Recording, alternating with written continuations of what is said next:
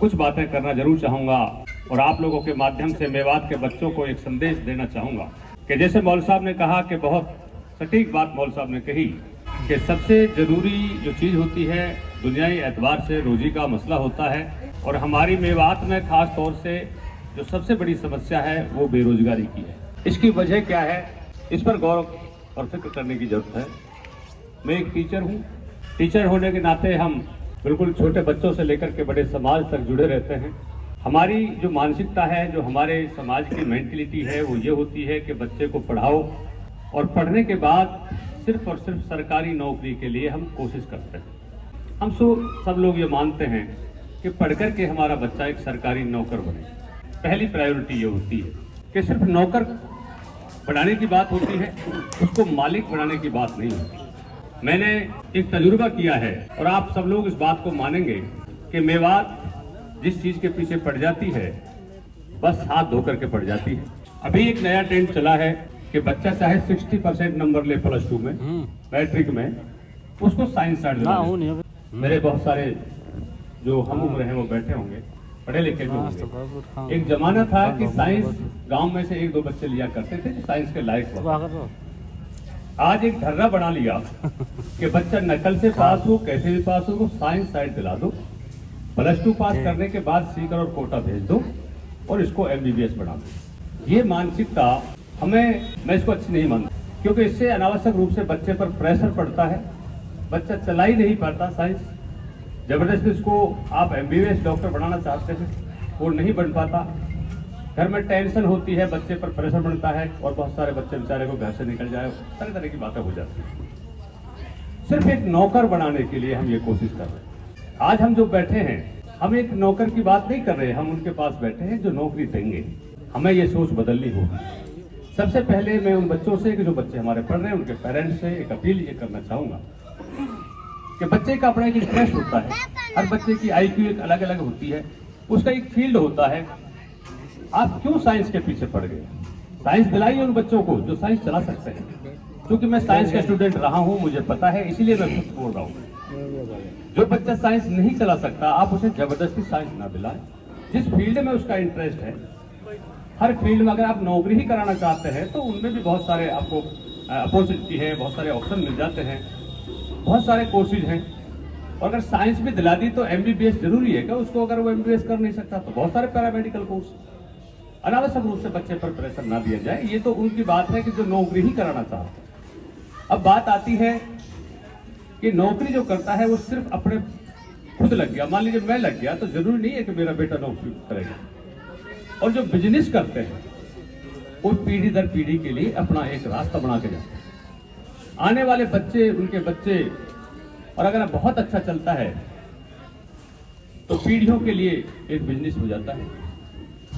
तो मैं इस मौके पर एक अपील करना चाहूँगा अपने सभी गार्जियन से भी कि आप बच्चों को जरूर पढ़ाएं, लेकिन उसका IQ लेवल चेक करा करके, उसकी काउंसलिंग करा करके, और जहां उसका मन है उस फील्ड में उस बच्चे को भेजिए। और पढ़ने के बाद फिर आप कोशिश ये करें कि वो अपना बिजनेस कर ले। जैसे मैन्युफैक्चरिंग कंपनी है, ऐसा कर ले, 3-4 तरह के होते हैं, दुकान कर ले, कुछ और कुछ कर ले। तो अगर हमारा ध्यान केवल और केवल सरकारी नौकरी पर रहा, क्योंकि सरकार के पास जो रिसोर्सेज होते हैं उनमें तो 6-7% आदमियों को नौकरी दे पाएगी गवर्नमेंट। कोई भी सरकार हो, किसी सरकार का कोई कसूर नहीं होता, उनके पास जो संसाधन होते हैं उतने को ही वो नौकरी दे पाएंगे। सब लोगों को, पढ़े लिखों को तो नौकरी नहीं दे पाएंगे। रही बात प्राइवेट सेक्टर की, तो प्राइवेट सेक्टर में भी जो बच्चा जाना चाहता है चला जाए, लेकिन सोच ये बदलो, हम नौकर क्यों बने, हम मालिक क्यों नहीं बन सकते? और ये मालिक ही तो हैं। अब ये बजाय 4 बच्चे, हो सकता है कि ये सैकड़ों आदमियों को रोजगार दे देंगे। इसमें चाहे 15 और 20 बंदे काम करें, लेकिन इसका जो नेटवर्क है, आप देखिए दुकानदार को वहाँ उसके आगे कोई सप्लायर होगा और बहुत सारे इसके जो आगे तक ही नेटवर्क होगा, उसमें सैकड़ों की तादाद में, हजारों की तादाद में लोग जॉब से जुड़ जाएंगे। तो मैं आप सभी से एक अपील करना चाहता हूं कि हम अपनी मेंटेलिटी को थोड़ा चेंज करें। बच्चे को पढ़ाएं जरूर, लेकिन उसको जिस लाइन में वो बच्चा जाना चाहता है उस लाइन में जाए। आप देख रहे हैं कि मेवात में आज हमारा जो यूथ एक तरह से भटक रहा है। क्यों भटक रहा है? जिस बच्चे के पास रोजगार होता है वो नहीं भटकता, चाहे वो रेहड़ी लगा रहा हो। मैं छोटी सी मिसाल दूं, अगर बच्चा रेहड़ी भी लगा रहा है तो वो भी रास्ता नहीं भटकेगा। आज हमारा बेरोजगार बच्चा पढ़ लिखने के बाद भी तरह तरह की गलत आदतों में फंस चुका है। हम सबकी जिम्मेदारी बनती है कि हम उस ऐसे माहौल को जो आज क्योंकि हमारा यूथ ही खराब हो गया था, हमारे पास कुछ नहीं रहेगा, उसको सुधारने की कोशिश करें। अपने बच्चों की काउंसलिंग करें, घर का माहौल अच्छा करें, उनकी सोसाइटी जिन बच्चों के साथ है, अगर कोई गलत बच्चे के साथ सोसाइटी है उसे रोकें। सारे समाज की जिम्मेदारी होती है ये। पहले एक जमाना था, अगर एक बच्चा कोई गलत काम करता था तो पड़ोसी भी उसको धमकाता था। आज दुर्भाग्यवश ऐसा हो गया कि पड़ोसी ये चाहता है कि इसका बच्चा खराब क्यों ना हो जाए। दोबारा से आपको उस ढर्रे पर आना पड़ेगा। आज से 50 साल बाद जो पहले हालात थे उस पर जाना पड़ेगा। समाज का ताना बाना आपको एक मजबूत करके, गांव के अंदर, मोहल्ले के अंदर एक अच्छा माहौल पैदा करके, अगर किसी का बच्चा किसी गलत रास्ते पर जा रहा है, कोई नशा करता है, तरह तरह के बच्चे नशे करते हैं, उनको रोको। वरना ये मत सोचो कि इसका बच्चा कर रहा है, कल को ये आग तेरे घर में भी जलेगी। ये सोच करके हमारी सबकी जिम्मेदारी बनती है। आज हम इतने कमजोर हो गए कि हम गलत को गलत नहीं कहते। अगर कोई बच्चा कर रहा है गलत तो उसे हम गलत नहीं कह सकते। आज हमारी हिम्मत क्यों टूटी है, क्या वजह है, इस पर भी सोचना होगा। इसके बाद उन बच्चों के लिए अच्छी काउंसलिंग करके उसके रोजगार के धंधे, मतलब उसको बढ़ावा मिले। एक बात मैंने और देखी है बिजनेस में कि हमारे यहाँ मेवात के अंदर जो हमारे बच्चे बिजनेस करते हैं, उन बच्चों को फेल करने में हमारे लोगों का बहुत बड़ा सहयोग होता है।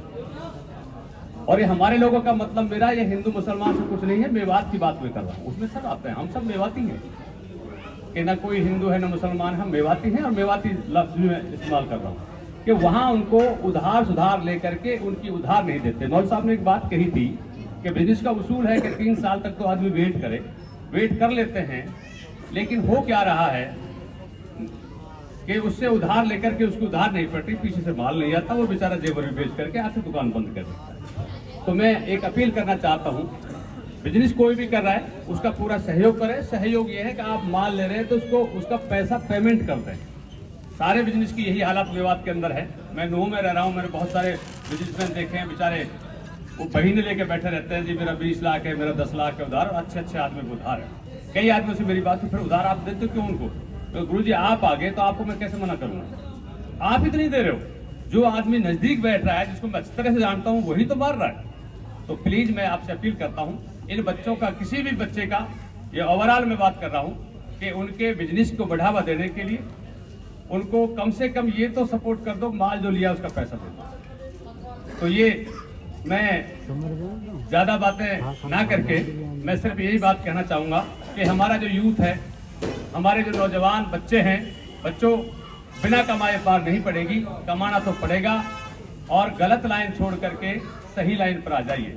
बहुत सारी जगह बच्चे गलत काम में जा करके अच्छा पैसा कमा लेते हैं, वो पैसा नहीं है।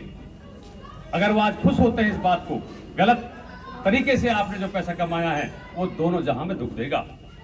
ना आखिरत में आपको चैन मिलेगा, ना दुनिया में कभी चैन मिलेगा। वो खुश हो लेता है 1 साल 2 साल 4 साल, बस इससे ज्यादा उसकी म्याद नहीं होती है।